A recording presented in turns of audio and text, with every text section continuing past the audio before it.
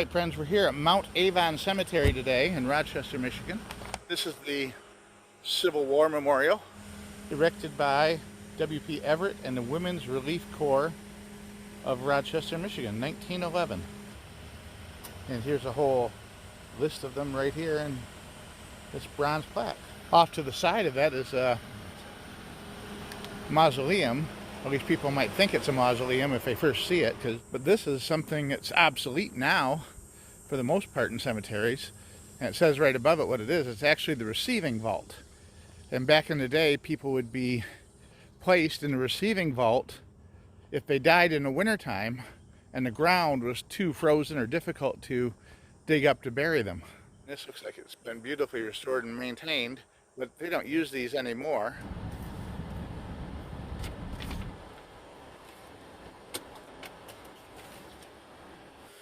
Isaac Richardson, 9th Michigan Cavalry.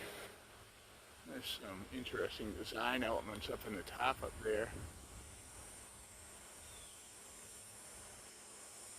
I can't really make out what they're supposed to be. It could be some sort of Masonic image, but the sawn off logs, and then the branches and the arbor here, and the stylized writing is right here. Where's that?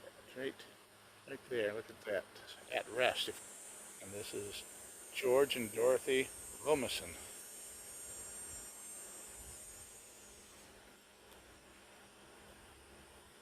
And then the little side markers follow the same basic style of stone. There's a scroll on the front, like a wooden stump carved behind it. That's very cool. I've never seen a design quite like this before. Alright, this is one of the stops on our walking tour, number 5. Captain William Price came to Macomb County in 1823, married Sally Axford. She was the daughter of the famous judge of Macomb County. The couple moved to Avon in 1830, purchased property in Stony Creek, and it became later the Winkler Mill. Directly next to it is stop number 6, Almon Mack, who came to Rochester in 1830 and opened a store.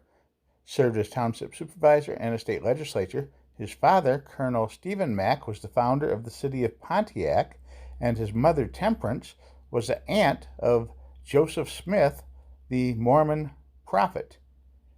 An ardent Mormon herself, they started a flouring mill on the Clinton River in Rochester in 1823. I'm not going to go through all the prominent local graves here because there's a lovely brochure you can download free online, and it's like a self-guided walking tour you can take of this historic old cemetery here just west of downtown Rochester.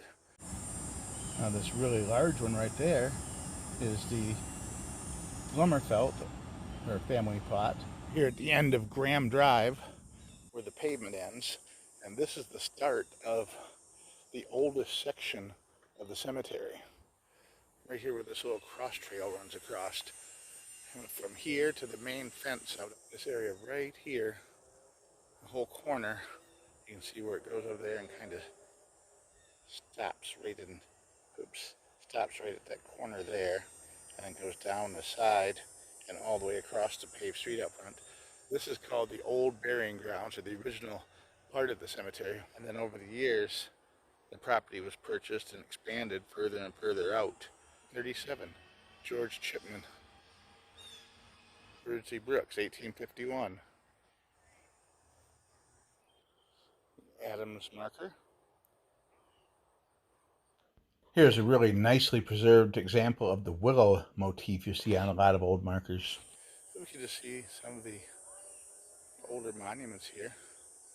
And this is where very, very many of the early settlers of Rochester are laid to rest. And a lot of them have names that still remain in the community to this day. Roads, streets, neighborhoods, historic businesses, and people who settled this area and pioneered it back in the early 1800s. I say quite a few from the 1840s and 1850s. Here's a nice example of the upward pointed finger that was common back in the 1800s. best they can be. This one here has been broken in at least 3 pieces and has been repaired and put back together. Another one right next to it that's been recently uprooted from the looks of it. Well, here's how they reinforce this one. Look, they put a brand new piece of stone and bonded it to the back of this one to keep.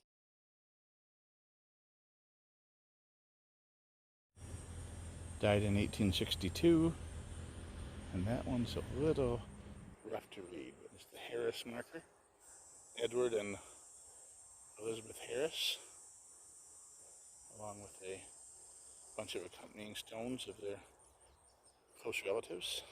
If you're interested in the history of Rochester or just want to visit a cemetery with some interesting markers and some nice iconic cemetery carvings, you'll find some very nice, really old ones here, and some really nice examples of the different kinds of symbolism that are used for grave markers through the last 250 years. I never saw one quite like this before either. I've seen the clasped hands before, but never one with a shield shape to it below that. Now here's another interesting one with a wreath of leaves on top. Some interesting symbolism below that, which I can't really make out. And then the circular writing. Morrison Swift, 1868. There, I haven't seen one quite like that before for being that old. It's a flying dove with an olive leaf in its mouth. I've seen a similar motif like that, but never one quite that big and as a centerpiece of a marker before. That's very interesting. There you go. Josephine Smith, daughter of R.O. and E.J. Smith, died 1875, age 18 years. I've seen that symbol before, but never one quite so large that encompassed the whole marker. Matter of fact, there's a smaller version of the symbol right there next to it.